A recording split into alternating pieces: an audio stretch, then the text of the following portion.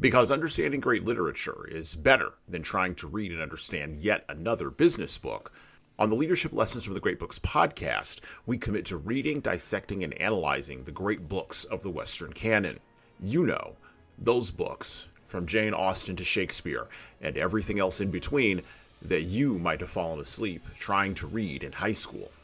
We do this for our listeners, the owner, the entrepreneur, the manager, or the civic leader who doesn't have the time to read, dissect, analyze, and leverage insights from literature to execute leadership best practices in the confusing and chaotic postmodern world we all now inhabit. Welcome to the rescuing of Western civilization at the intersection of literature and leadership. Welcome to the Leadership Lessons from the Great Books podcast. Hello, my name is Jesan Sorrells, and this is the Leadership Lessons from the Great Books podcast bonus. There is no book reading on these bonus episodes. Instead, these are interviews, rants, raves, or general audio musings, and even conversations with interesting people that don't necessarily focus on a specific book or even a specific theme, but are still about leadership. Because listening to me muse or rant or speechify or talk to an interesting person about leadership is still better than reading and trying to understand yet another business book. So at the beginning of the summer, we switched around the format of this show, partially to perform deeper dives into literature in order to extract greater leadership insights and in order to have more engaging conversations with our guests. However, at the beginning of this year, before we switched up the format, we came up with a scheme, sort of an idea, right? To create a series of mashup episodes, I'm using air quotes there, that would feature a guest that we had never yet talked to on the show. And we would be discussing themes and topics from books that we had previously covered on previous episodes of this show, mixed in with a healthy dollop of insights from other mediums, such as film and music. And if you've been listening to the show regularly, you know that my regular guest co-host, Tom Libby, and I tend to somehow, every single episode, wind up talking about a film that somehow relates to a theme that's in the book that we are covering on that particular day. So this is just going to be an extended version of that. Now, a mashup, for those of you who don't know what that term means, according to the internet's Urban Dictionary, which, by the way, you can find out all kinds of fun stuff about current slang by going into the Urban Dictionary. But the idea of a mashup, or the concept or the term mashup, according to Urban Dictionary, is, quote, to take elements of two or more pre-existing pieces of music and combine them to make a new song. And that's sort of kind of what we're going to be doing here today. This episode is the first of 4 of these episodes. And we're going to begin, as I said, with a doozy. So the lyric, right, that jumps out to me when we start thinking about these things that we're going to be putting together today is this one. Forward, he cried from the rear, and the front rank died, and the general sat, and the lines on the map moved from side to side. Whenever I hear these words, whenever I repeat these words, whenever I sing these words badly when I'm out on my homestead, moving around hay or predator proofing a turkey enclosure, or just sweating in the 100-degree heat in the undisclosed location where I live, I am repeating this line from Us and Them, from Pink Floyd's iconic album, The Dark Side of the Moon, from 1973. And when I do repeat this line, I always think about warfare, particularly World War I. There's something about that line that conjures up images of French generals and British generals with big old handlebar mustaches hanging out in trenches way in the back, while folks, with bayonets, go charging into the breach of barbed wire. And they just keep charging into the breach of barbed wire, getting cut down repeatedly. Now, the song is about war, but it is really about war against the government. And Roger Waters' lyrics can be applicable to any war where bureaucratic generals waste the flower of youth to achieve pointless strategic aims. And I think the war that proves the rule is probably World War I. Now, the intersection with a couple of books that we've covered on this podcast here is clear. We covered All Quiet on the Western Front in episode number 127. And in that episode, we discussed the nature of warfare, loyalty, patriotism, and meaning in the trenches of the Western Front, as brought to us by Eric Marie Remarque. And it's been a minute here, but we've also covered the Lord of the Rings trilogy. We did that in episodes number 76, 77, and 78 by J.R.R. Tolkien, a book series written by a man who, like many of his generation in England, including a gentleman named C.S. Lewis, experienced World War I directly at the Battle of the Somme and contracted trench fever for all of his efforts. Matter of fact, he learned all the same lessons that C.S. Lewis learned. He just came to different conclusions. And so I'm mashing all of that together because this is a mash up episode. And we're going to talk about the intersections between Pink Floyd and Lord of the Rings and World War I and All Quiet on the Western Front today with our guest. So today we are joined by Neal Kalechofsky. I'm supposed to say it like that and throw my fingers up. You'll be able to see that on the video. Neal is the co-founder of Award. I have to say it that way because there's a strong capital letter at the end.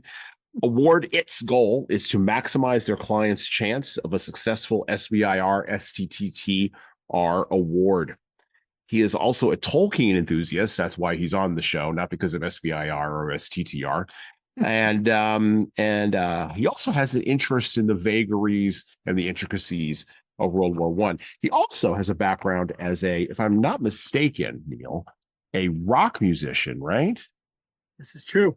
Yes. And so he will know quite a bit about Pink Floyd, and he might have something to say about my favorite concept album, probably of all time, probably the best concept album of all time. Other people will say The Wall or whatever. It's Dark Side of the Moon, please. I mean, the t-shirt is iconic just from the album cover alone. You know, can't beat that with a stick.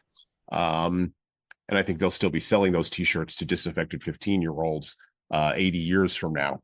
And of course, they won't know that there is no dark side of the moon. It's actually all dark. It's all dark. That's it's right. all dark. All dark, really. Yeah. Yeah. Yep. So welcome to the show, Neal. How are you doing today? Thank you. Hey, son, good to see you. Yeah, I'm doing great. Yeah, I'm in New York today, by the way. It's 95 degrees. 95 degrees in New York City. Actually, the person I was just talking to on the phone before we hit record on this was also in New York City, and he was complaining while he was in traffic about how angry everybody gets when it's 95 degrees in New York City. Oh, yeah. I'm in an air-conditioned room, so so up there. It's like 62 in here. So we'll just start off with our very first question here in the heat of the day. You're a huge Lord of the Rings Tolkien guy. Talk with us about the impact of Lord of the Rings on you. So there's a tendency for me to make some sarcastic remark like, well, I don't know, I just read them, but that's not true. I've been reading them all my life. I don't think I can recall when I first read them, but it was definitely pre-fifth grade because I have a very strong memory of reading them. I was up in Alberta, Canada. My father was a professor, and he took a sabbatical in Edmonton, Alberta. And this would have been 1973. And I would curl up. They would let you go home for lunch, and I would curl up at lunch and read The Lord of the Rings in like a patch of sunlight in the house. And I remember this quite clearly. I think much of my moral philosophy, a lot of my politics, a lot of my general view of history is just very colored by The Lord of the Rings and C.S. Lewis and, all of that genre. I was a big Dungeons and Dragons guy. Yeah, I'm officially a nerd. Yeah. Back in when I went to college. And when you play Dungeons and Dragons, I discovered Dungeons and Dragons when I went to college. I actually didn't know it existed in high school. You would have thought that would have called out to me naturally, but somehow I missed it. But you were basically playing in Tolkien's world, even if it wasn't Tolkien's world, elves were elves, hobbits were hobbits, dwarves were dwarves. And there was this shared understanding that, dwarves were surly and carried an axe, and elves were handsome and tall and they carried a bow, and you just knew in advance, so orcs were bad. You were pretty sure the orcs were bad. And that carried on, and that of course, the original Dungeons and Dragons eventually became what were known as MUDs, multi-user dungeons, where we were playing by text. And that eventually turned into World of Warcraft and, the incredibly addictive games that we have. Good way of saying the influence on me is profound, just absolutely profound. So that challenge, or that influence, right? Not that challenge. And you mentioned on the show, you said moral philosophy, Sure. politics, and history, right? Were the Sure. three areas that Tolkien most influenced you in. And you said 1973, which is the same year that Dark Side of the Moon came out. Yes, it is. I do know that in the 70s, when people were reading Lord of the Rings, they would write in the subway, Frodo lives, right? Oh yeah. That was Yep. like one of the things that people would do, Tolkien fans would do. And I do know that there had been intimations of intersections between Tolkien and Pink Floyd, and even Tolkien and Pink Floyd. You're thinking of Zeppelin. Zeppelin. That's it. Yeah. Zeppelin. Yeah. Yes, Zeppelin. Yeah. Although interesting enough, why do I associate Zeppelin with the Wizard of Oz? Why do I do that? I don't know, but isn't there something where you can play Dark Side of the Moon to Wizard of Oz and it tracks? Yeah. Yeah. Right. Yes. Okay. So why somebody very high came up with that one? Very, that's the interesting thing about cannabis. It always makes you better at engineering. Not much anything else, just engineering. What are the intersections in your brain, right, between Tolkien and music and these different genres of art? And by the way, we're talking obviously in 2025 here, 20 years after the Lord of the Rings films came out, which I thought that property was unfilmable. I thought they couldn't do it, and somehow or another Peter Jackson did it, and it was kind of insane. I was working as a part-time film projectionist back in the day when they still had physical film, and I got a chance to put together the Lord of the Rings films, which was great. Cool. Yeah, and so I sort of got to see them before other people did. All three of them actually before other people did. And it was just kind of astonishing what he was able to pull off. But yeah, let's go back to the 1970s. Let's go back to where you were starting. How do those things intersect in your mind? What's that like? Rock music and the Lord of the Rings. Yeah. So I think on several of those. First of all, the early 70s, late 60s was explosion in musical creativity. And the Lord of the Rings is an intensely creative work. And what's funny is that often got associated, say, with a little bit with the drug culture, with LSD and so forth, which would have horrified Tolkien, by the way. Absolutely horrified him. By the way, 73 is also the year Tolkien died. Right. So I don't think he would have had much time for the actual rock bands. It's hard to see Tolkien hanging out with Led Zeppelin or Pink Floyd. Yeah, but there was definitely, sort of a it was a whole counterculture kind of thing, and Middle Earth was this just, if you wanted to get away, Middle Earth was a wonderful place to get away too. By the way, you mentioned Frodo lives in the subways. I can remember hiking the Appalachian Trail in the 70s with my brother, and in the huts, you would see Frodo lives carved. That's awesome. Yeah, in the in the wood of the hut that you were staying in. I think, first of all, just for sheer creativity, and the late 60s, early 70s was such an experimental time for music. I mean, people were trying all sorts of crazy things. Of course, the Beatles were like, cutting tapes and playing them backwards, which is, just whoever thought of doing that. Jimi Hendrix, basically invents feedback. I know the purists on here are going to say the Beatles did it first on my friend who's a Beatles fan is going to kill me, but I can't remember the song.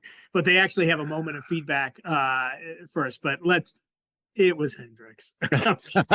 I'm sorry. 3 seconds of feedback at the beginning of a song does not, but Hendrix basically invents the lead guitarist. Yeah. Oh yeah. And then Page, from Led Zeppelin picks that up. But you can see Tolkien lyrics in some of the Led Zeppelin. You can see Tolkien lyrics in some of the Led Zeppelin lyrics, or Tolkien allusions in some of the Led Zeppelin lyrics. And with Floyd, I think it was more, they were sort of the leading edge of acid rock. Definitely during the Syd Barrett years, and even Dark Side of the Moon. So I don't think I think you'd have to search pretty hard to find something in Floyd where you go, oh, that's Tolkien right there. I think certainly Tolkien and Lewis, and one thing they would have had in common from politics is a distaste for useless war, for pointless war. Yep. I don't think Tolkien would have felt that way necessarily against the struggle against evil, which he saw as, in my view anyway, necessary in part, basically human existence. But that there were dumb wars, and that those are just sort of useless wastes of human life. I think they would have agreed on that. So I think that's kind of it. I mean, you can see, so I think it's just a general, in the spirit of this episode, it's a general mashup of creativity, as opposed to Roger Waters saying, "I wrote this because I read The Hobbit." And right. Yeah. Well, Roger Waters. I mean, I looked because I had forgotten a whole ton of stuff, about him. So I looked up his Wikipedia page, which is always a fun and exciting adventure as research for this show. And one of the things that you do note about Waters, and it's easy to note it, it's easy to see it in his posture. And I think more so when he was a younger man than he is now. But when he was a young man, you definitely got the impression that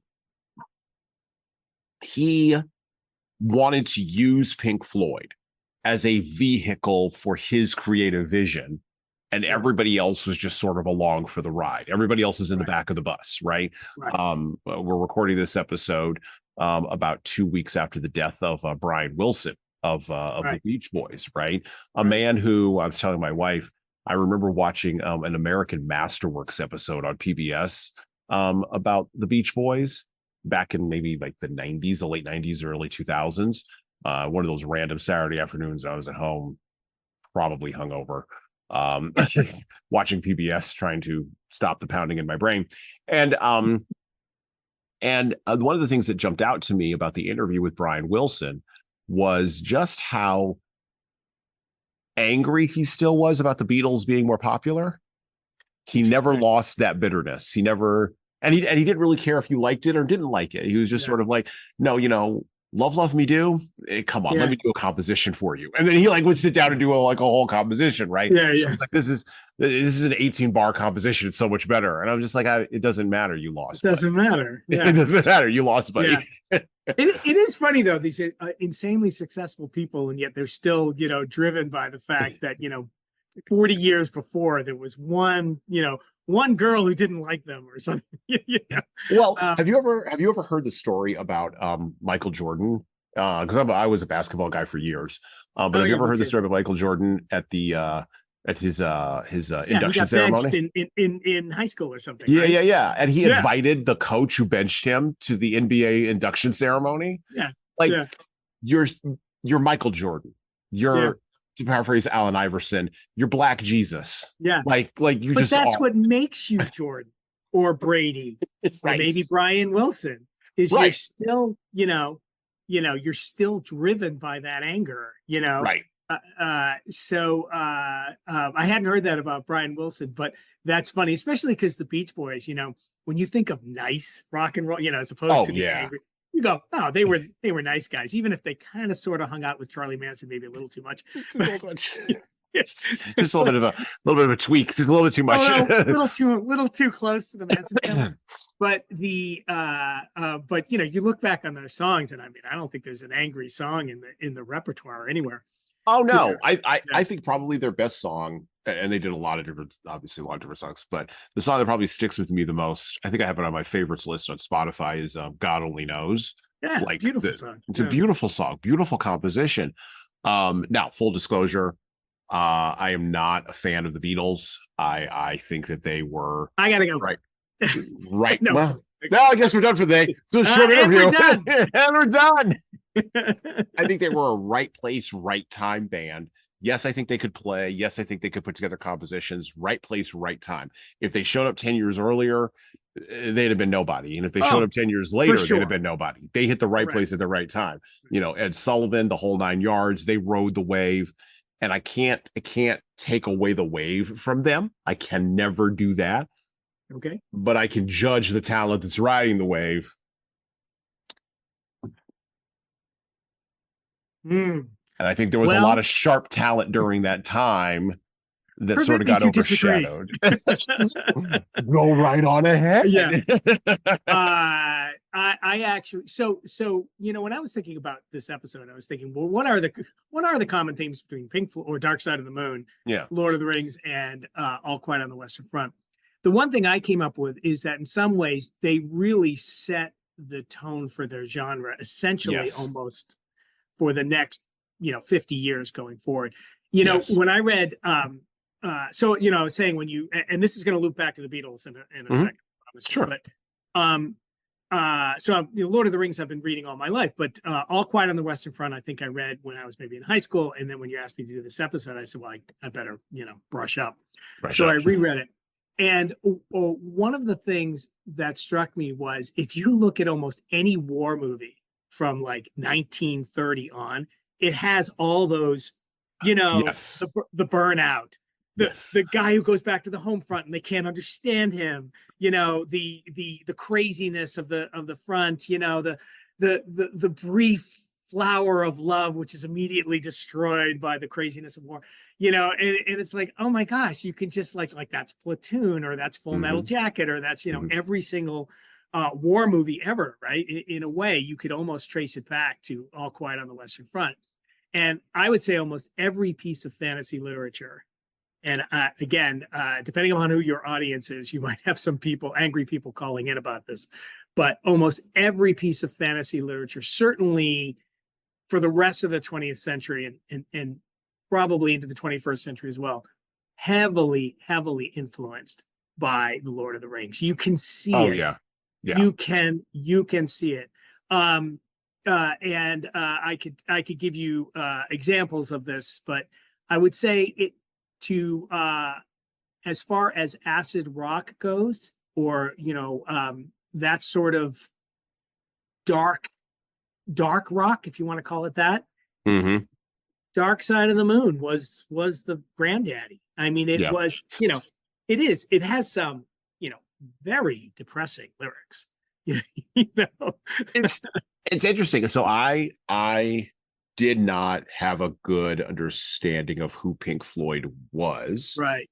But I sort of, so the way I was raised, and I'll get back to, this is going to tie into my critique of the Beatles as well. The way I was raised in a Motown household. I was not raised in a Beatles household, right? Right. Okay. So people don't understand this now because everybody listens to everything everywhere and no one cares, right? Yeah. Back then it mattered, kids.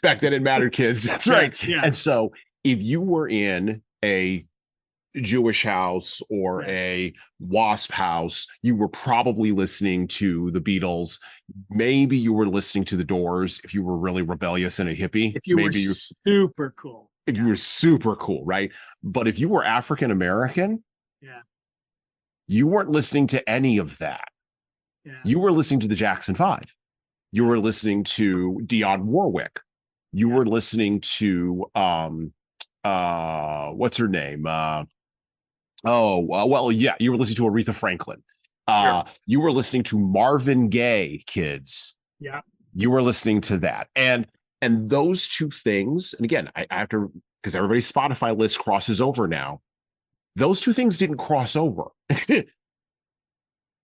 Except for the Beatles themselves. They were listening to those folks. Right. The Beatles, absolutely, for sure. They were absolutely listening to those, as Elvis had listened to the gospel music of his time, as Johnny Cash had listened to the gospel music of his time. The artists for sure, Dave Brubeck, right? I'm a huge jazz guy, right? So Dave Brubeck, would hang out with Coltrane and Miles Davis and all, right? So you're right, absolutely. The musicians all fed each other and understood that racial differences didn't matter when it came to actual musical talent. If you could swing, you could swing, and that's just it. Right.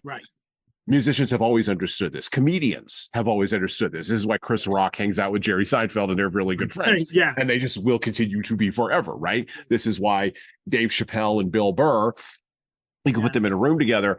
Don't put them on stage together because they're going to try to outdo each other. And it's going to be a real mess. But I'd like to be in that room. Oh my God, it's ridiculous, right? That would be fun. And they're going to say the most outrageous, cutting things to each other, and there is going to be nothing that is going to be off the table. Yeah. But there's a second piece of this, and that's the viewer, the audience, and the audience makes all these separations. And so, with the household that I was raised in, my father was not a Beatles fan. He was like, "No, that's white music for white people." Right. We listen to Marvin Gaye in this house. Right. So that was my influence, right? But it's interesting to talk about genre breaking because when you think about books, right? In my house, I was a bibliophile. I'm raising my kids to be bibliophiles. I mean, I host this podcast.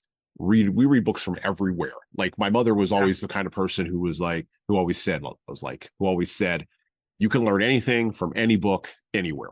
Just go read it, right? So totally agree. We're going to have the Bible, but we're also going to have the Bhagavad Gita, and we're going to have the Book of Mormon. Just go read it, and then we can have a discussion about this, right? Yeah. Very free thinking when it came to books. Not so free thinking when it came to music. And so when I finally ran across Pink Floyd, I was in college in like the early 2000s when I finally ran across them. And obviously they were already, sort of, I don't want to say past their prime, but they were, recycling the Wall for the 350th time.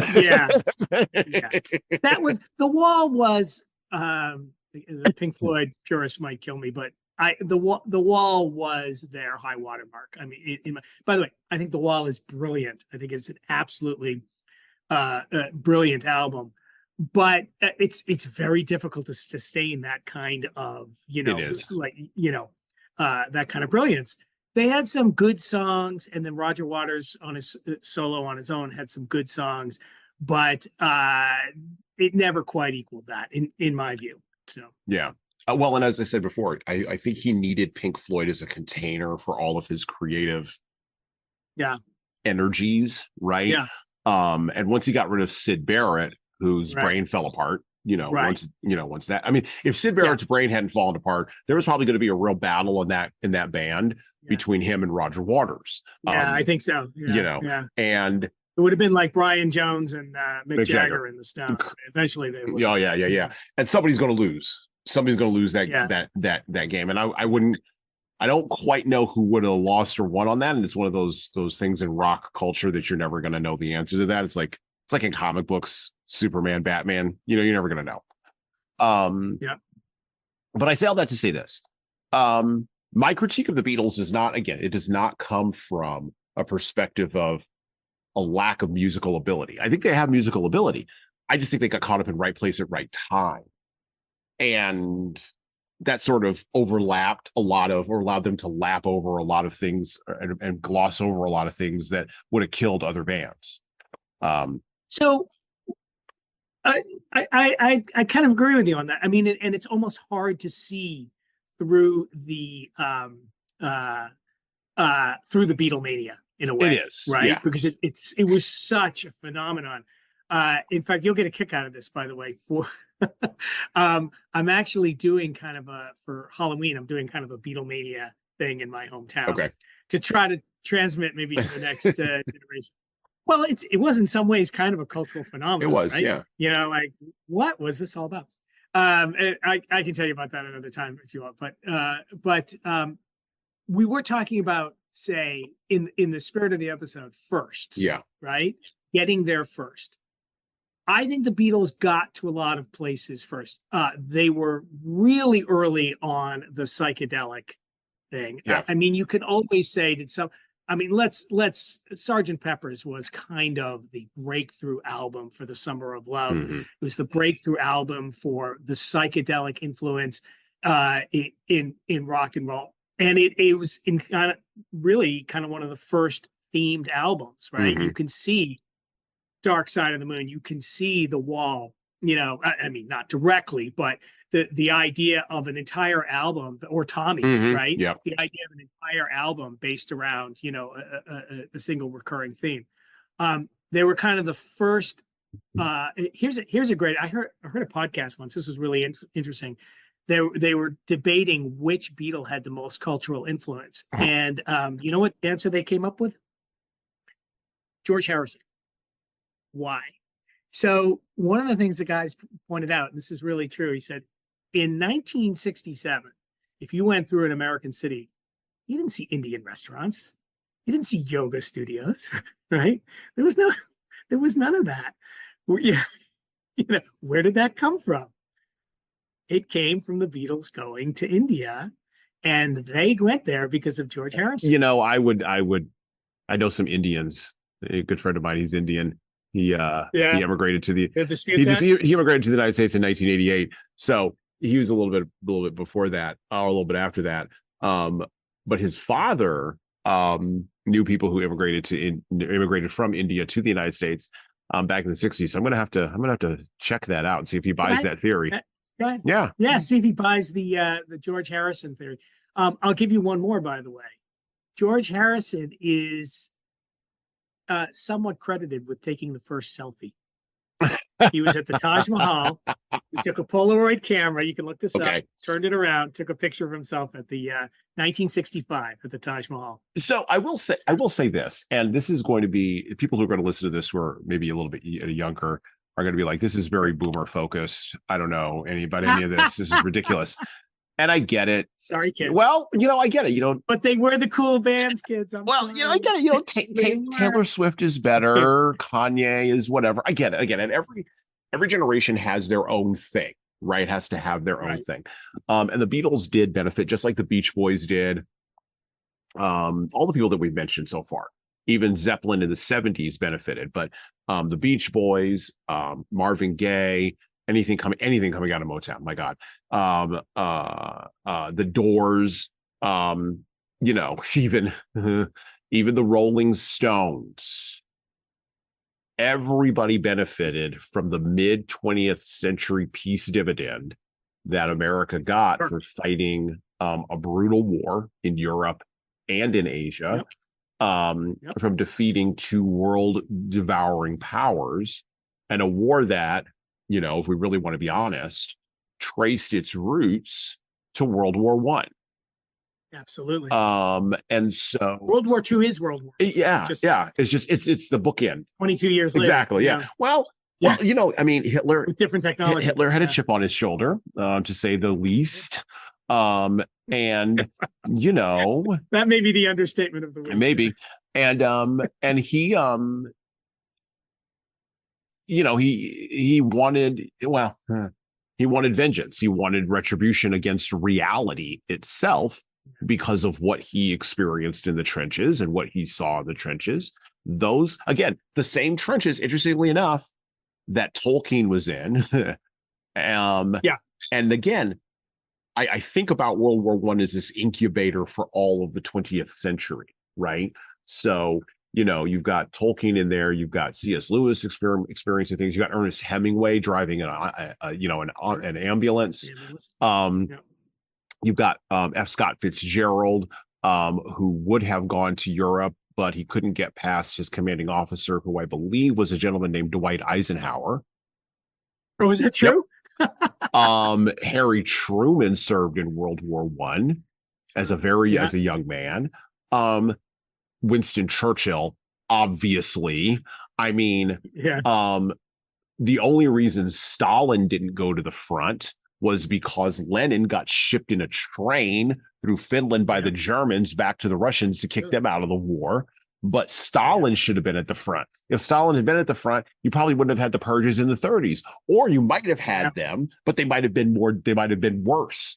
And of course, my personal favorite character, not even character, personality of World War I was T.E. Lawrence of Arabia. My God, a man who set the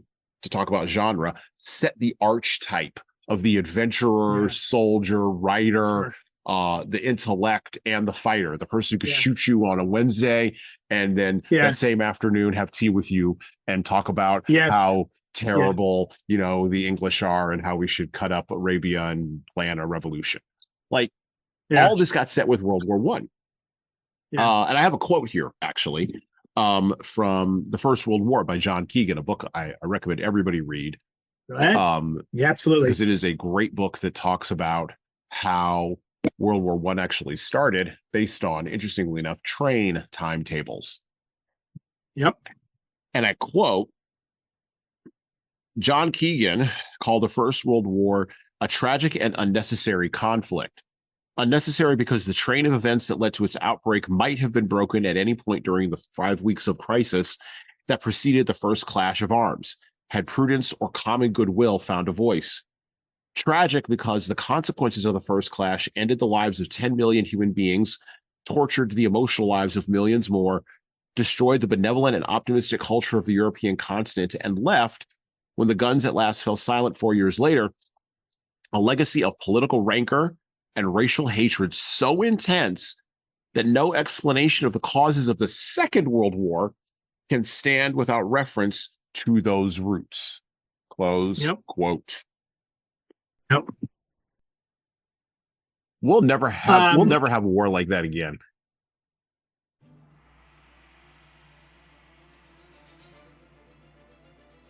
Hello. So I'm going to do some shilling here, and hopefully this will be a pause in our riveting conversation for you. I have an offer for you. My most recent book is 12 Rules for Leaders, The Foundation of Intentional Leadership. It's available in paperback, hardcover, or as an ebook on Amazon, Barnes & Noble, Kobo, and any other place you order books. Now, in this book, I address the 12 leadership areas that I have found leaders need to be the most intentional in to be the type of leader followers actually want to follow. From establishing a foundation of leading teams through managing conflict effectively, all the way through leading teams through change, knowing what to do and why to do it can help readers, like the ones listening to this show, become better leaders. Look, reading this book and living it is like getting coaching from me directly without having to pay my full coaching rate. Head on over to leadershiptoolbox.us, that's leadershiptoolbox.us, and scroll down the homepage and click on the Buy Now button to purchase in hardcover, paperback, and Kindle format on Amazon 12 Rules for Leaders, the foundation for intentional leadership. And that's it for me. Now back to the show.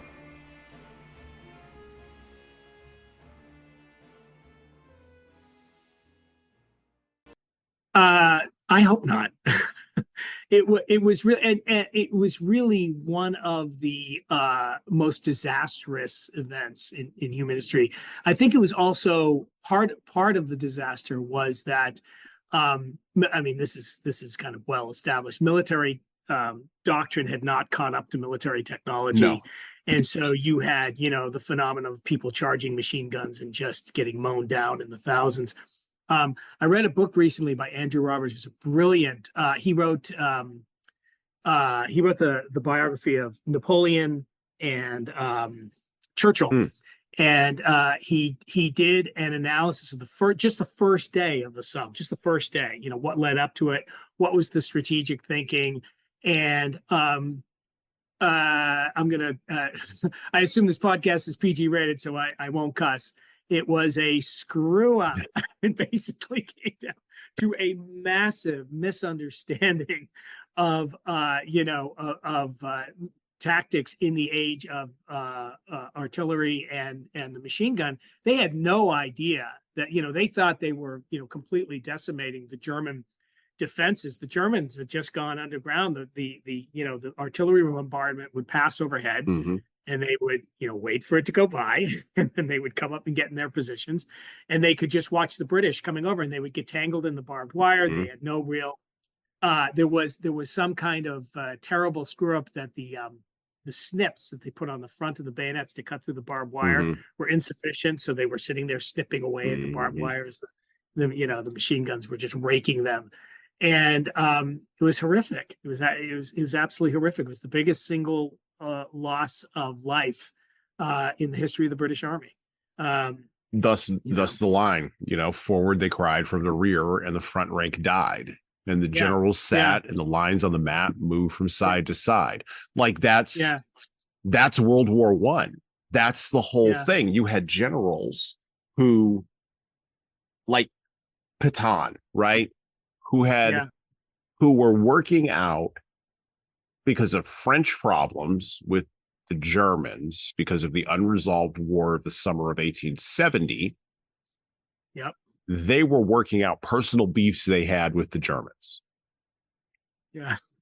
And then the Germans are working through, at the time, their idea of the right to rule Europe. Thank you, von Bismarck. And the ability, or not the ability, the desire by the Kaiser to, and a lot of countries have this, I'm looking at you, China, right now, but the desire to be worshipped or have other folks bend the knee to you as the center of a particular continent. And then you had the British who, and honestly, if the British had stayed out of World War I, it probably could have been just a bunch of continental nonsense, and no one would know anything about it. But the British felt they had to jump in because they protected the shipping lanes. I'm looking at you, United States of America, right? And so you have all these dynamics at play. And to your point, you have new military technology. So submarine warfare started in World War I. The use of, to your point, machine guns and barbed wire, trenches. I mean, you see all this aerial warfare, right? Whoever thought about using planes to do anything, right? Brand new technology. I mean, Kitty Hawk happened when? I mean, your technology, 1905. Yeah, 05. Right. And so, 10 years, not even 10 years, 8 years later, they're taking that tech and they're flying over the battlefields, and they're having air raids. And then, of course, the technology that would be utilized to horrific means in the Second World War, gas. No one ever talks about the gas attacks in World War I. The gas attacks screwed up more people on both sides of the dividing line there, including Hitler. Right. I mean, look, I'm not talking about World War II Hitler. I'm not talking about the Hitler like in his 40s and 50s. I'm not talking about that guy. Hitler in his 20s. I want to be very clear on this. I'm talking about Hitler in his 20s, before being rejected from art school, before wandering around homeless in Vienna, screaming about the Jews, before looking for a communist under every bushel basket that you could find. Before all that, idealistic Hitler. Some would say funded a party Hitler. He was 20, funded a party when he was 20. That Hitler served in a role as a runner of messages between lines. He was a messenger, yes. If you look it up, I think on Google, if I remember correctly, I looked it up years ago, and some people can check me on this. Runners had something like a 95% death rate. Oh, it was a very dangerous job. Yeah. And the question, of course, that almost never gets asked here, because everybody always asks the time travel question. If you can go back and kill Hitler in the cradle, would you do it? Okay, yeah, whatever. Here's the question that nobody ever asks. Why is it that Hitler was in that 5% that didn't catch a bullet? That is an interesting question. Why do you think? I think because I'm going to push back on Albert Einstein a little bit. I think God does play dice with the universe. I'm going to leave it at that. Because Churchill was there too. Yeah. Churchill also had close brushes with death. Right. Earlier in his life, he was. In fact, I think Churchill had a famous line. He said, "Did he say something like, there's nothing so exhilarating as someone shooting at you and missing?" That's that was one of his lines. So he was great with a quote. He was great with a quote. He was definitely he could rattle them off. So I want to be very clear. I'm not admiring Hitler. I'm not admiring any of these people. I want to be very clear. I know you're not, but I want to be very clear for folks listening if you're coming into this raw. Okay. I'm merely saying that World War I set the table for a whole lot of different dynamics that then played out further into the 20th, and I would even argue deep into the 21st century. So, absolutely, the current challenges that we are having with the remnants of the Ottoman Empire, go all the way back to the death of the Ottoman Empire in World War I. I mean, we would have not probably had the Iraq War without the Ottoman Empire. How about this? Churchill develops the Iranian oil fields to power the British Navy in World War I. There you go. That's why he was the guy as the first Sea Lord who said, "Forget coal burning.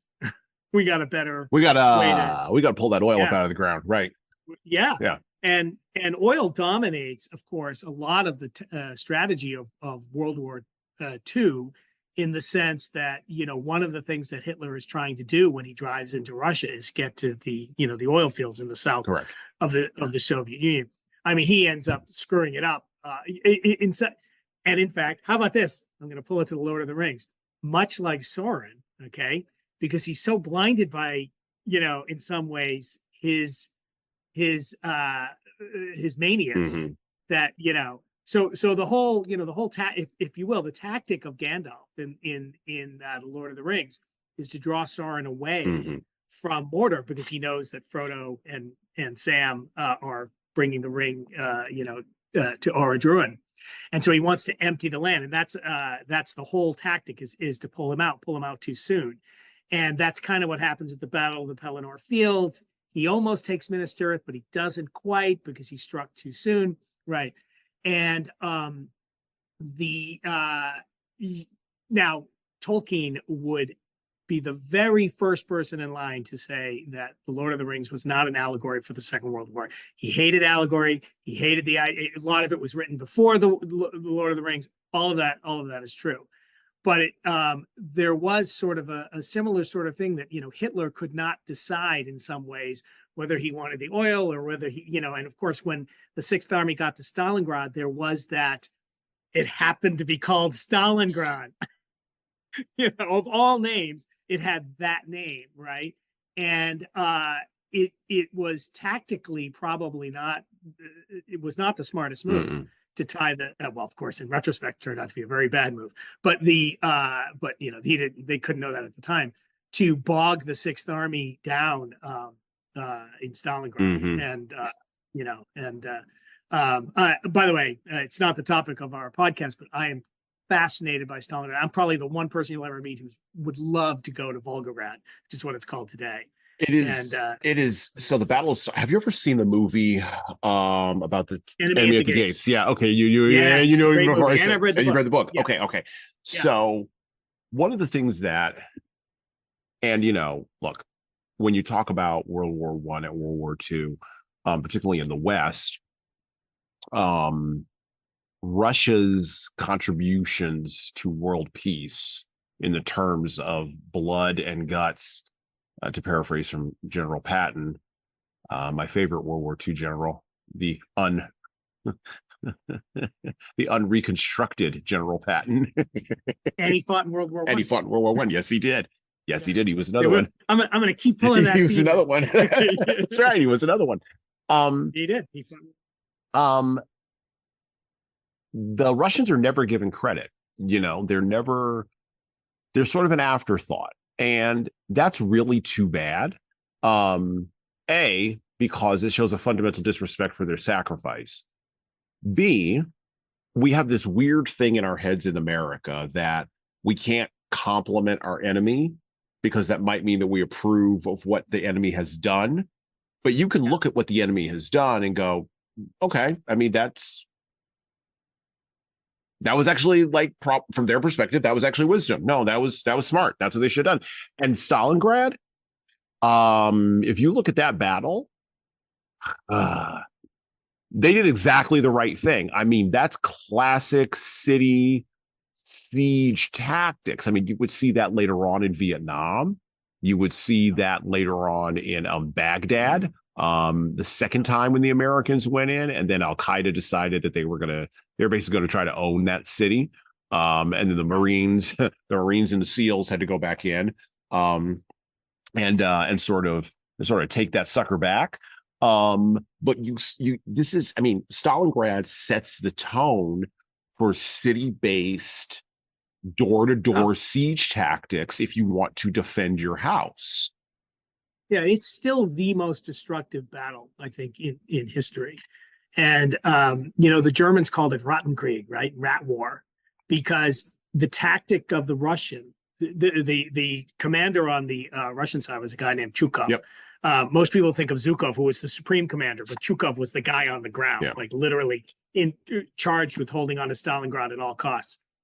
And one of the things, his tactic was, you need to be right up with your enemy, like right there, because the German artillery was superior. Yep.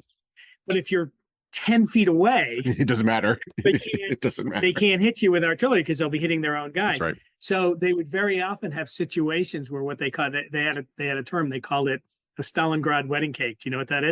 No, I don't know that term. Russians, Germans, Russians, okay. Germans, in the same building, all shooting at each other. So, yeah, it was. I mean, for I think there's something like 1 million casualties at Stalingrad. The Russians shoot 15,000 of their own. Oh yeah, they do. Oh yeah, for quote unquote cowardice. Again, if this is audio, I'm making air quotes. Cowardice, right? It was just, but if you'll forgive me, just a quick aside, because my daughter may listen to this. My daughter Alexa may listen to this episode. She asked me a while ago so I did all this traveling in the 80s. And one of the places I went to, Jesan, was the Soviet Union in 1989. And I was at that time just starting my career as a physicist, and they were opening up through Glasnost. They wanted Western physicists to come and visit. And I was like this much a physicist. But my brother was studying physics, and he got invited, and he got me invited. And that's how I ended up there. And anyway, I'm actually writing her a bit of a memoir, and I'm doing it as a movie script for fun because I couldn't remember everything that actually happened. So I'm filling in the blanks with, fictional moments. But there was, they did take us to see some of the World War II was still close enough in 1989. Yep. And so, when you say it's not remembered in the West. Right. But in Russia, it is the defining, war of their culture. And, one of the things that they will point out, they'll say out of every 5 Germans killed in World War II, 4 of them were killed on the Eastern Front. Hey, look,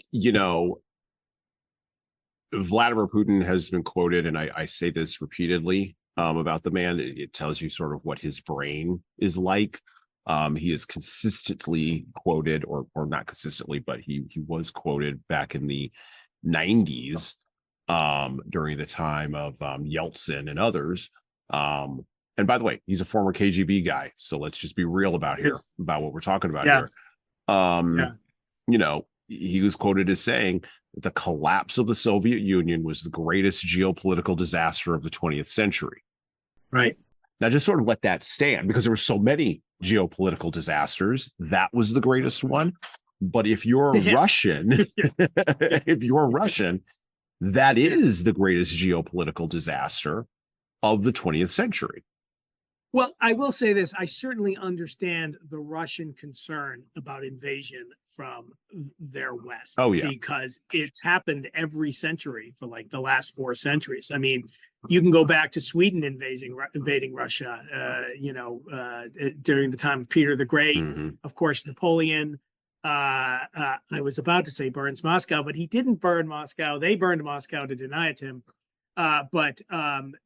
So and in World War I, they also get invaded and lose. And that in some ways is what sort of in some ways led to the tactics of World War II, because in the German mind, oh, we're gonna win, right? Right. Because look how easily we beat them, 20 years ago. It's just gonna be that. And now we have tanks and now we have better technology, and now we're definitely gonna win, right? Well, I think they also fundamentally underestimated the and I think this is another, and we'll move on after this piece, but I think fundamentally the Germans underestimated the interwar German thinking, underestimated the consolidation. No, not consolidation.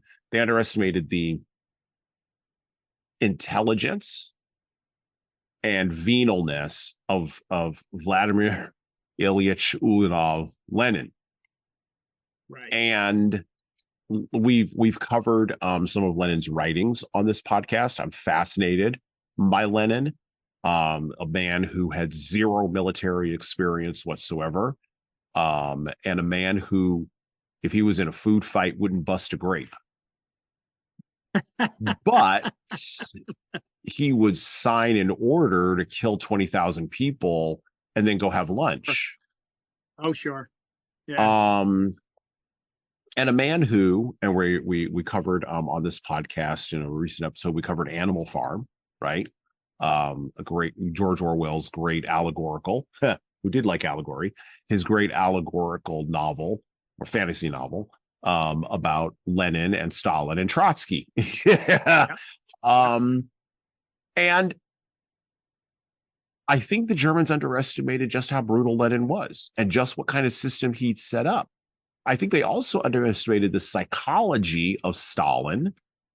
They didn't understand that in order to survive in a communist system that's built off of gulags and Siberia and just general Russian dourness, just in general dourness, you've got to be, well, like Stalin's nickname, you got to be a man of iron. And they really underestimated that. Like they just thought they were peasants or even worse, subhumans. Are you talking about during World War II? But that was reflected in their attitudes. That was reflected in Bismarck and the Kaiser's attitudes towards them in World War I, though. This is a long-standing thing with the Germans. Yeah. There was always, and of course, World War II, this just became, just got raised to the heights of absolute insanity. But there was always a sense of German racial, in their minds, German racial superiority over the Russians. Right. And that they were simply peasants and they could just roll over them. And that there was almost a natural, by the time of Hitler, that had transformed into, we have a natural right, essentially, to the lands to the east, and Lebensraum. Lebensraum. Yeah, exactly. Yeah, right. So, that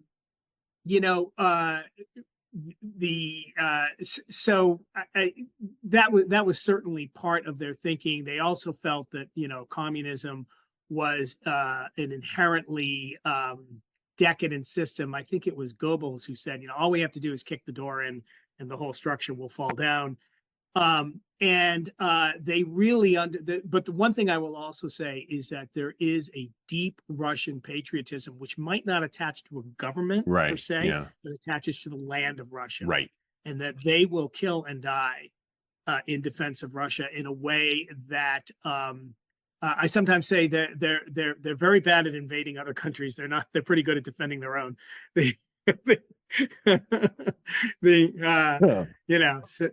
Well, and That's just me. That's right. my quote. No. I believe you're fundamentally onto something there. I mean, every time Russia goes adventuring. So there was a great book I had back in the day.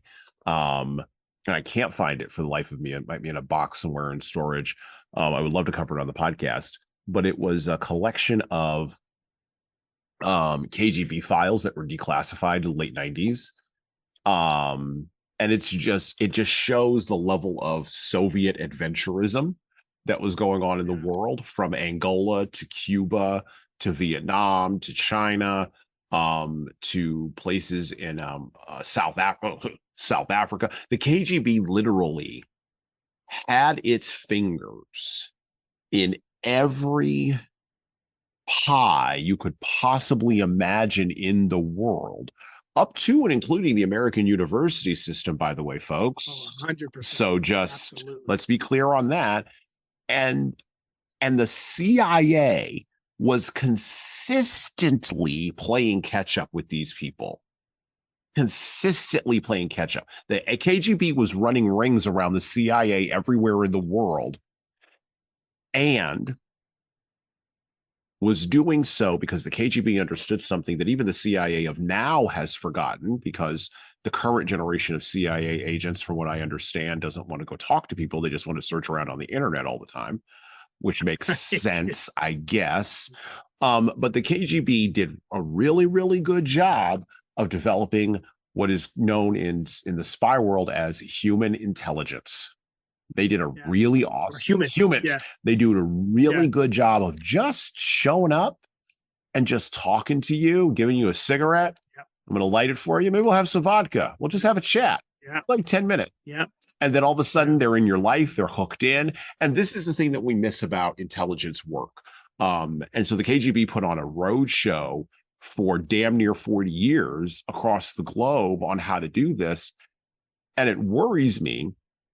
I got to admit, it worries me as an American first American, by the way. It worries me that we don't seem to be as interested in investing that, because you could take a 25-year-old Gen Zer and just be like, yeah, you're not going to have a computer today. We're going to drop you in the middle of, like, I don't know. We're going to drop you in the middle of the Horn of Africa, and you're going to have to hike your way out. You have a good luck. You have a good time. Well, what happens if I win? If you win, you live. If you fail, well, I mean, there's a bunch more at Harvard that we can go get. Yeah. But we don't frame it that way. Instead, what we do, from what I understand, is we recruit those folks now into the whole digital thing, because we think we can get more information off the phones than we can from human intelligence. And there's a major gap there, I think, that we're missing in the KGB. So hey, KGB son, showed how to close that gap. It's kind of a cool thought. So, the number one company, right, that's sort of championing the use of AI in, say, intelligence work, Palantir. Oh, yeah, I know. And the other big, I find that, and one of the other big defense companies right now that's going to play a major role in Golden Dome and Arrow, both named for Lord of the Rings. Palantir. Yeah. The Seeing Stones. Yeah, the Seeing Stones, the far seeing. So you talk about the influence of the Lord of the Rings. It's clearly influencing the tech entrepreneurs of today, and I'm sure we could come up with 3 or 4 more examples if we poked around. But I'll just add one thing to what you were saying about the KGB outclassing the CIA, at least for a long time. I read a book. I have it somewhere. Like, I don't know. I'd have to dig deep. But anyway, it was written by a guy who was in charge of counterespionage under Stalin on the Eastern Front, and then was principally in charge of after the bombing of Hiroshima and Nagasaki, principally in charge of trying to steal atomic secrets from the West. And one of he had an interview at the back, and the interview at the back was basically, did the Soviet Union, so the idea was for a long time, they didn't get nuclear secrets from, spy work or craft work or anything like that. They developed it on their own. And, basically this was a triumph of Soviet science, blah, blah, blah, blah, blah. He says in the book, oh no, we stole it all. We stole everything. And they had extremely high level contacts, including with some very famous physicists. It was who may or may not have known who they were giving information to. But some of the things that this guy talked about during the Second World War, they invented. It's a fascinating story. They invented an entire. I may get a few of the details wrong, so forgive me. But like there was a battalion of German troops that got caught behind the line, and they wiped them out. And they kept them alive as a ghost battalion with radio traffic and communications. And they would say, "Drop us supplies. Oh, we could pull off this major thing here." And they were doing this up to 1945. The Germans never figured out. They would send in like paratroopers. Paratroopers would get killed. They'd send in supplies. The Soviets would turn it around. It was fascinating how, they had the Germans completely Kabbalixed. But he basically said after the war, we had the Americans Kabbalixed as well. Oh, They did not. Yeah, we were playing chess. They were playing checkers, basically. Well, in American idealism, I mean, this is what MI6. This is where the MI6 and Mossad lap us all the time. I even think even now, that strain of American idealism that's built into us culturally and just comes as part of our DNA. And part of it is because, look, for just the dint of geography, it is really hard. China's going to find this out if they decide they're going to launch an amphibious attack across the Taiwan Strait. We found this out with Normandy. It's really hard to launch a successful amphibious landing across. It's almost never been done. Almost never been done. It's even harder to launch a successful continental landing across an ocean. It's hard. Because they see you coming. It's hard. It's hard. It's hard. So you've got to be sneaky. You've got to build tunnels. You've got to invest in human intelligence. You have to have a multi-year long process. And even then it might not work because your spies and your human intelligence, which are embedded in the local population that lives across the ocean of the place you would like to invade, can easily become seduced by the local population. Yes. This is the challenge of human intelligence. And American optimism, because of the nature of us having, two oceans that basically allow everybody to leave us alone for want of a better term, and North America basically being our backyard, South America less said about that, Central America less said about that, but I'm talking about Canada and Mexico, like we're the big dog and that's just it. There's been very little development, right, of the dirtier parts of, and that's not to say the CIA doesn't do dirty things or they haven't gotten some training and they haven't gotten better the last 20 years, but there's very little of that sort of venal cynicism that comes along, and that's embedded in MI6 and in Mossad and what is now the FSB. I mean, for God's sakes, during the time of communism, the East German Stasi claimed that 1 out of every 3 East German citizens was a spy. That's nuts. That means if you're in a room with 5 people, 3 of them are reporting on you to someone. Yeah. That's ridiculous. Yeah.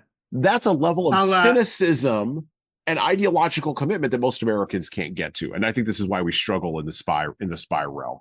I think it also has to do with how existential it is for you. I mean, one of the things, and this might be to our detriment, as you point out, we are so isolated in terms of having oceans on either side that you get this false sense of security that you don't need to develop that kind of level of, constantly monitoring your enemy. And that can be very dangerous because you get lulled into a false sense of security. And, the nations that are cheek and jowl with each other, they don't see it that way. They don't see it that way. They don't see it that way. So Israel, I can tell you, Israel, at one point was 9 miles wide up until the 6-Day War. I mean, right.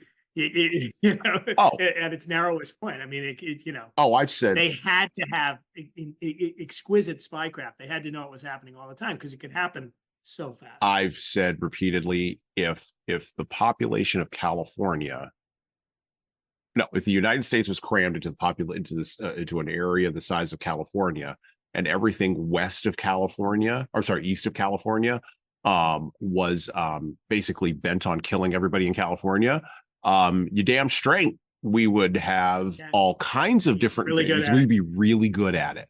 And so I'm not naive. I know that because of the Patriot Act, because of what happened with 9/11, how that freaked everybody out, Donald Rumsfeld's floating of memos everywhere, the Iran-Iraq war, or not Iran-Iraq war, sorry, the Iraq and Afghanistan wars. I understand that we have gotten better, air quotes, at the intelligence game of, and of course, my conspiracy theory buddies will all say, well, the CIA is doing color revolutions and is at the bottom of the Epstein thing and and all this. Sure, maybe we are that sophisticated, but we're not as good as the Europeans and the Russians and the British and the Israelis yet. We're getting better. Of course, though, even look at October 7th. I've heard the conspiracy theory too. I think that's nonsense. There is no way if they had known that was coming, that they wouldn't have prepared for it. Try to disrupt it and repel it. But Hamas was doing things like using old-fashioned landlines to communicate and to really try. So there's spycraft and there's counter spycraft. But on the whole, it's you probably heard, as I did recently, that Mossad apparently had this blows my mind, had a base in Iran. Oh yeah. How is that possible? Oh yeah. I'm not surprised. What is that? Because so here's okay. And then we'll move on from this because this is not a spycraft. This is not a spycraft podcast. Yeah. I'm wondering if there's spycraft in Lord of the Rings. There's spy is there? So, maybe Gollum is kind of a spy. A little bit. Yeah, I would say so. I would say Gollum is probably your call. Oh, not Boromir. Is he a spy? I got to admit, he's not who he pretends to be, I guess. Yeah, and I got to admit, when you read it, number one, I don't trust anybody in Gondor. I just don't. Faramir was the most honorable person in Gondor. His father was a waste of time. For a whole variety of reasons. That's a little it's okay. So to your point about being cheek to jowl with the enemy, right? Yes. Yeah. If you stare too, I'm going to quote that great Gamma philosopher Nietzsche. If you stare too long into the abyss, okay. Yeah, it stares back. Exactly. Yeah. And this something like that. Something like that. It's some random thing. And the steward of Gondor stared too long into the abyss. He did. And he despairs. Right. And that's what Tolkien wanted to make that point. It was like, you can't look at evil too long. Otherwise you will have no hope. You'll be robbed of hope. And then all kinds of other dirty deeds open up for you. Because I love using this paraphrase. The door in the floor of your head opens up, and then the thing just goes all the way down. It just goes all the way down at that point. And then you get into seeing stones, his arguments with Gandalf, the whole deal with what was it, Pippin? It's a whole thing. It's a whole thing. Yeah. And Faramir had hope, but he didn't have the strength of being the first son. Yeah. Yeah. How about this? I think I just figured out who the spy is. Oh, who's the spy? Who's the spy in Lord of the Rings? I think it's Wormtongue in the halls of King Theoden, right? Yes. He's deliberately sent there to corrupt King Theoden. He is a man of Gondor. So not Gondor, Rohan. Yep. Right? He's actually a double agent of Saruman. I think he's the spy. Yeah. And he gets the spy's end, I guess. I did not come through fire and shadow to bandy witless words with a witless worm or whatever. Till the lightning falls. Yeah, that's right. Yeah, that's right. That's a great line. The mentality that allows the Mossad to think they can set up a listening site in Tehran and set up a base in Tehran is the same kind of mentality that allows, to your point, Grima Wormtongue to show up and just set up, right? And I think that the British Tolkien, from who has 1,000, more than 1,000, 1,500 years of European clamoring behind him, who is seeking to figure out how Christianity and goodness and evil all intersect. I think this is the reason why Tolkien has been captured by people on the political right in this country when it started out with people who were on the political left. I think that's true. Actually, he has shifted from the left to the right. Right. Wow, Even in the that's interesting. even in the way that he looks at the environment. So you look at and it's interesting because I'm reading Fellowship of the Ring with my 8-year-old now. I'm giving this giving the gift to him, right? And so I'm having a chance to go through it one more time. And you look at a character like Tom Bombadil, and you look at the descriptions of the old forest and the way Tom Bombadil inherits or interacts with the forest. That's a very, at least in America, politically rightist way of looking at nature. Oh yeah, he's almost a survivalist, right? He's and you could argue he's detached himself from the concerns of Middle Earth, right? Because Gandalf, when they're debating what to do with the ring, right? At one point they say, well, let's send it back to Bombadil because it seems to have no effect on him. And Gandalf says, you can't do that. He won't understand such. I think the line is, such things have no hold on his mind, or something like that. Yes. Where Bombadil is not interested, in the wars of the world. Neither is Fangorn. No. Well, and Bombadil is an interesting character. I've seen Christian apologists over the last 20 years. There's one I'm thinking of in particular who wrote a book called In the House of Tom Bombadil, a guy named C.R. Wiley. Really? Yeah. Christian apologists, I think, have caught on to some of the more apologetic ideas in Lord of the Rings. And, Christian apologetics exists to justify Christianity to the world. And you see this, in Lewis, obviously in That Hideous Strength, or The Abolition of Man, or obviously the Screwtape Letters. But then you also see it in, an eminently Catholic writer who also is very familiar with Lewis's work, G.K. Chesterton, right? And so, you've got, and Christianity has had apologetics going all the way back to Augustine. That's nothing new. But what is new, I would dare say, is Christians taking a look at Tolkien, and instead of rejecting, quote unquote, Tolkien for the magical elements, they begin to now, or there has begun more to be a sense that, no, wait a minute, what Tolkien is describing is the unredeemed world that can be redeemed through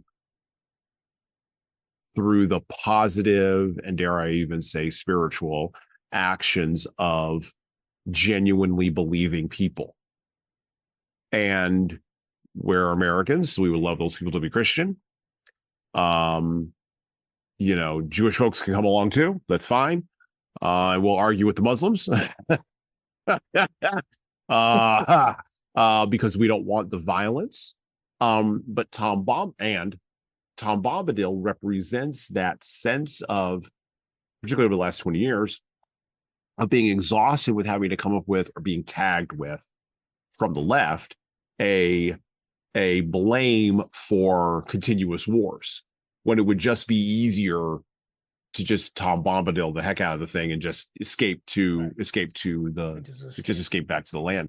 And this is something that's very layered that's happening in Christian apologetics circles. I think Tolkien would reject that. Oh, Tolkien, I think he would, yeah. Mm-hmm.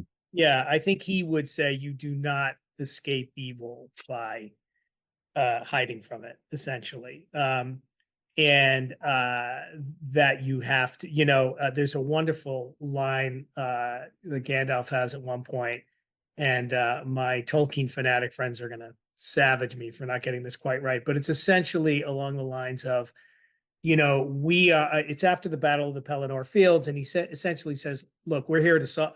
I'm not going to get it right at all, so I'm not even going to try. we're here to solve the problem in front of us. And I think he says something like, we till the fields, of today, whether they it's not under our control. And again, I apologize. I did not get that quite right, but you have to, in some ways, you have a responsibility for evil, to evil, standing up to evil.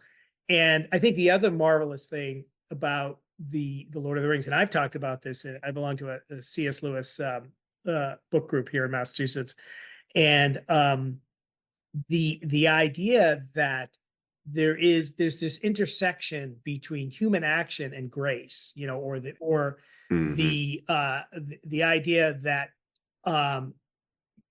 maybe humanity on its own cannot fully overcome evil, that it does need some intercession to do so. In fact, I think, if I understand correctly, like the final scene where Frodo is fighting Gollum on the edge of the crack of doom, was the idea that Gollum was going to be there at that final scene. Tolkien baked that in from the beginning. Like it wasn't just a fortuitous series of events that Gollum happens to end up there at the end. And it was because he wanted very much to transmit this idea that Frodo on his own. I remember when I was a kid sort of going, you couldn't do it, Frodo. You couldn't, and I would come up with all these alternate endings. I saw like Sam pushes Gollum into the pit, all these sorts of things. Because I wanted Frodo to ultimately go, no, and toss it in.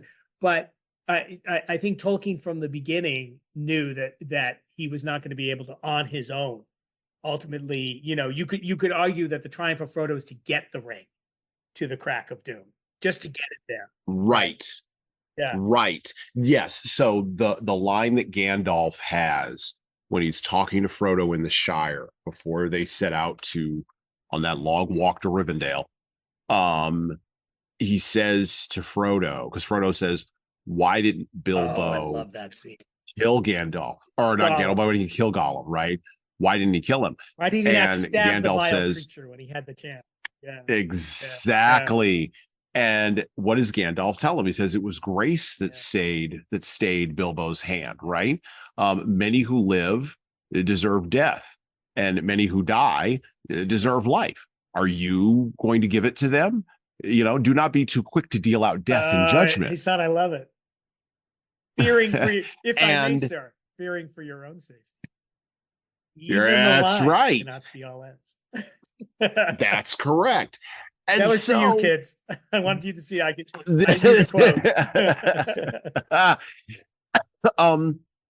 And so what you see there is that Christian conception, which, and I will be very blunt on this. My wife and I were actually talking about something that was parallel to this, but a different kind of context, which actually relates to this. But I'm not going to bring it up. We were talking about it on Sunday, and because American Christianity is kind of going through some convulsions right now.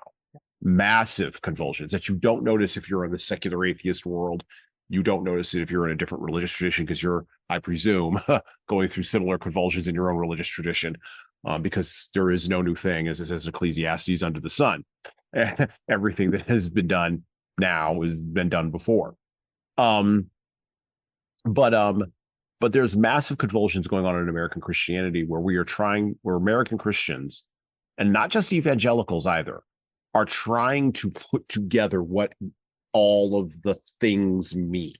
Everything from grace to faith to resilience, and trying to put it together into a box for people for the millennial generation. A lot of this is happening in the millennial generation right now, because out of all of the four major generations that are currently on this continent, they are the first generation where the vast majority of them either were unchurched or were churched and left the church because the church was a show for them, rather than, it was an entertainment complex rather than a complex of grace. And what Lord of the Rings does, interestingly enough, is it sets the table for even secular people who will not accept a triune whatever conception to begin to be infected with that idea that, oh, to your point, there's something else that's running stuff here that I don't understand, and it ain't I science. totally agree. And it does it in such a gentle way.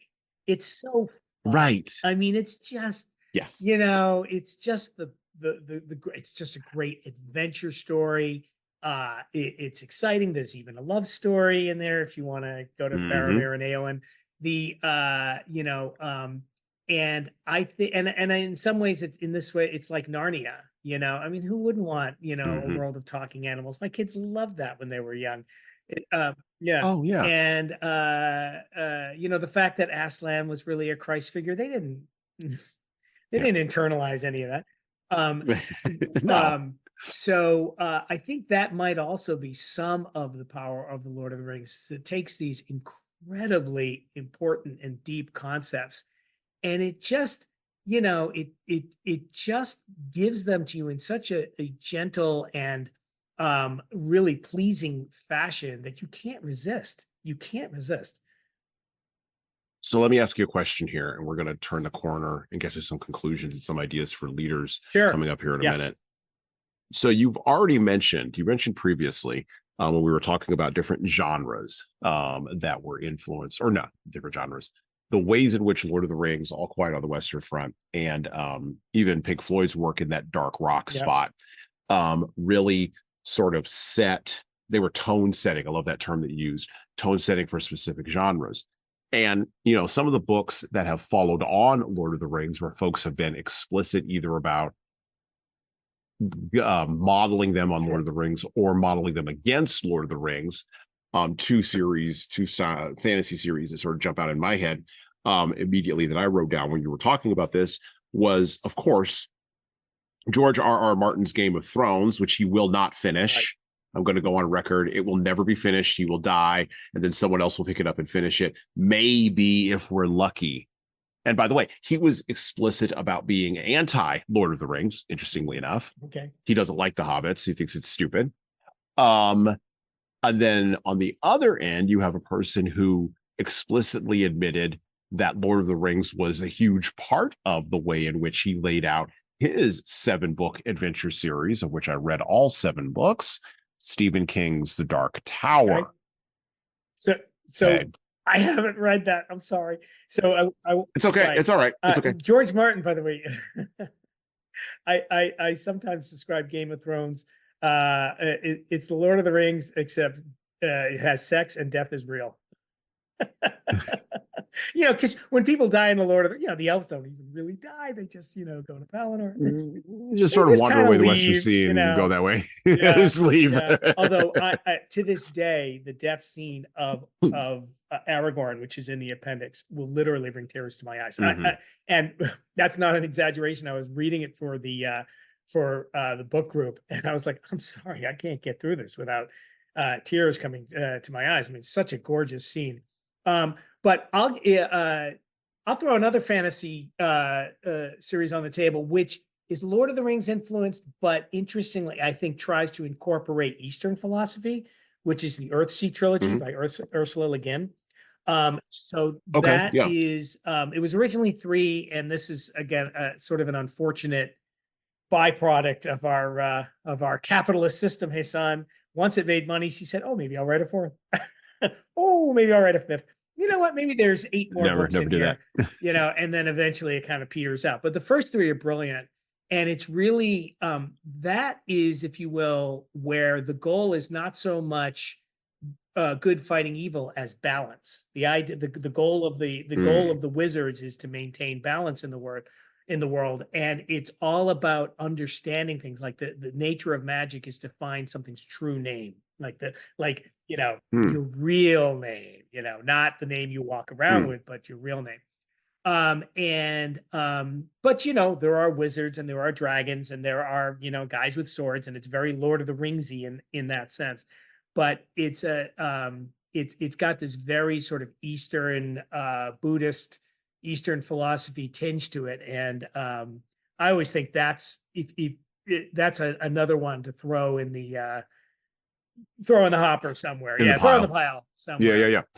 Yeah, throw in the pile. Okay, so the question, this is the question then. we now live in a bifurcated, fractured, fragmented attention span theater world.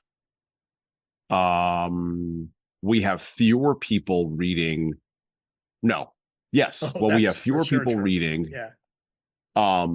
And the people that we do have read than ever before in the history of America anyway. Yeah. And we also have, of the few people who are reading, they are reading less complicated material than ever before. Matter of fact, page counts in novels are down. I mean, a novel used to be 225 to 250, 250, sometimes 300 pages. Now it's down to 175. And the type's getting bigger. It's like, and the type's getting bigger. 8 words per page. And the plot, right. And the plot lines are all from TikTok. Are we ever going to see, in your opinion, are we ever going to see a trilogy that will match the power of Lord of the Rings ever again? No. In the West? In my opinion. I think, and that makes me sad. But or if it is, it's going to require a work of genius beyond my understanding. Just like I don't think we'll see a rock group like the Beatles again.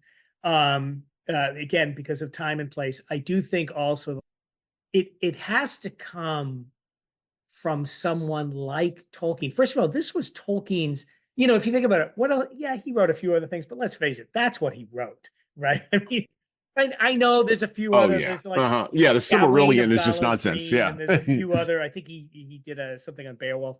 And I'm sure I read those when I was a kid, but that's his masterwork. This was his life. It came out of his career as a linguist, and the love of languages is beyond all the great philosophy and everything else. There's just a sheer love of languages, a love of myth that is so embedded in the Lord of the Rings. To produce a Tolkien, I think took like all of British culture. It took like 1,500 years of British culture to produce one Tolkien.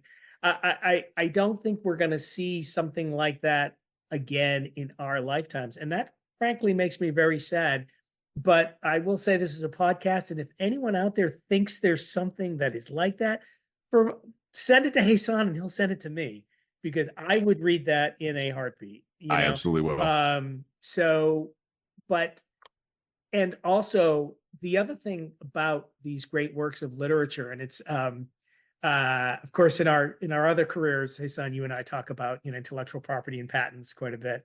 And the thing about a patent, as is once it's done, that's it. You can't reinvent that, and everything else has to root around it in a way, because it exists now, and you can't pull that back. You can't. I'm trying to think. Was there? Dune was it was a good work of science fiction. I don't think it was a great work. I also think it was one of those where Frank Herbert just kind of realized he had a good thing going and kept writing books. And in some ways, Tolkien was never. First of all, Tolkien was not really that interested in the monetary success of the Lord of the Rings, so he wasn't sort of seduced into, okay, now let's write the sequel. What happens after Sauron falls? Sauron 2, the sequel. He was never really particularly interested in that, and that tends to dilute the great works. Even if, like I said, like I was saying earlier, the Earthsea trilogy, I'm not comparing it to the Lord of the Rings. I'm not saying it's on that level, but it was a very solid work of fantasy, and it sort of got diluted down a little bit. Are we going to see? I'm just going to go back to my original. No, I don't think so. I think you've hit on something. 1,500 years of English culture all reached its pinnacle out of Tolkien's pen. Which I mean indicates to me that maybe 1,500 years from now, maybe something will come out of an American pen. Maybe. But even that person will still be, I hate to say it, but that person will still be influenced by Lord of the Rings. They'll still be reading it, even if it's generated by some weird some cutting edge technology that I cannot even conceptualize right now. And maybe it will be a writer that will be on some planet that is not even inhabited yet by human beings. Let me ask you the same question in reverse or related. Do you see ChatGPT or any large language model that is, son or daughter of ChatGPT that comes along? Do you ever see it creating a work of art that can stir you in the same way that the Lord? I mean, are you going to be rereading that book to your, 8-year-old, your daughter? Is she 8? Yeah, to your 8-year. Mm-hmm. My son, excuse me. My son. My son. Years okay. later. I'm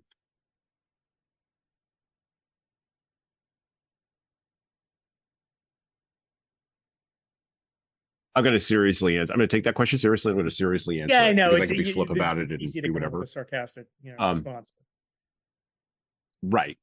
My sincere answer, and I'm saying this in 2025, with the current thing that is ChatGPT, and I mess around at all the four major ones: Perplexity, ChatGPT, Claude, and Grok. Okay. I played around in them. I'm listening to and watching the arguments and the vicissitudes going back and forth. So that's the context by which I say this.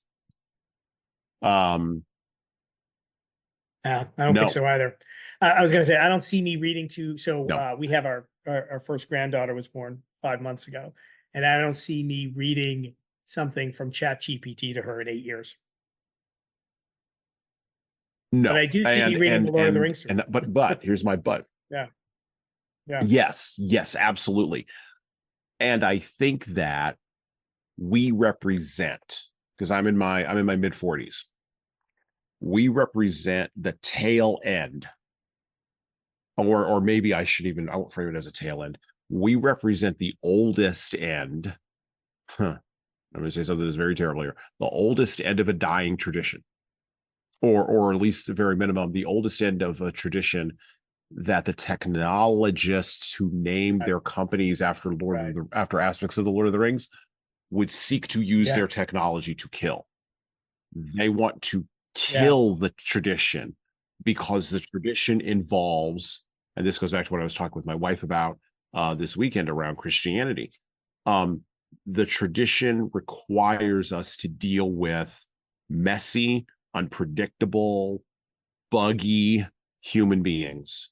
And the technologists hate human beings, from Mark Andreessen all the way to Sam Altman, all the way to Elon Musk, who I personally think he's crazy and I admire what he's doing, all the way to Peter Thiel. I think every single one of those folks, all the way up and down the structure, they dislike human beings because the messiness of humanity for them is a bug, not a feature. That's an interesting insight. And that fundamental, I'm really thinking Saruman.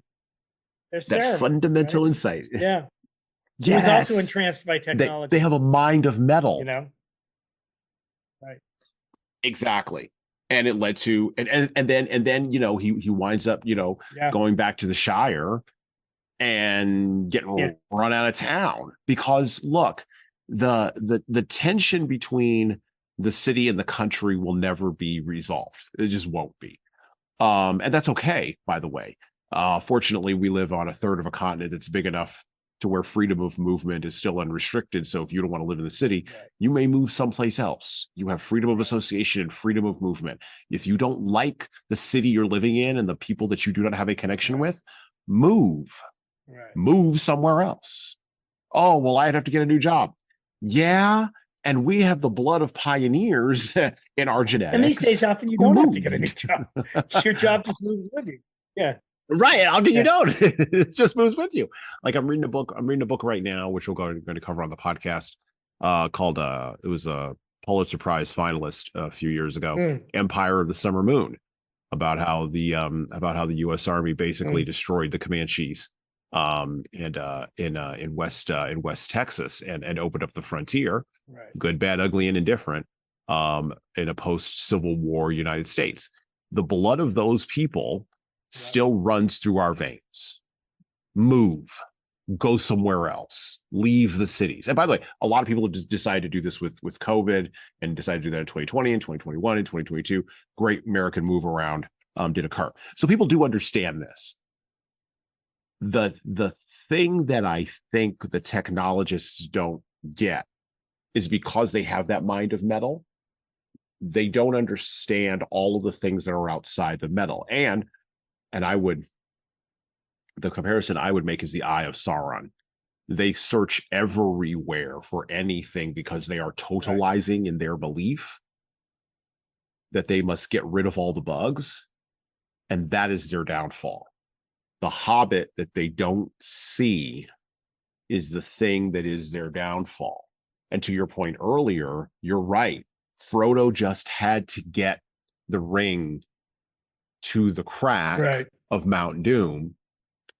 And then anything else that happened after that was, what less religious people would just call kismet or luck.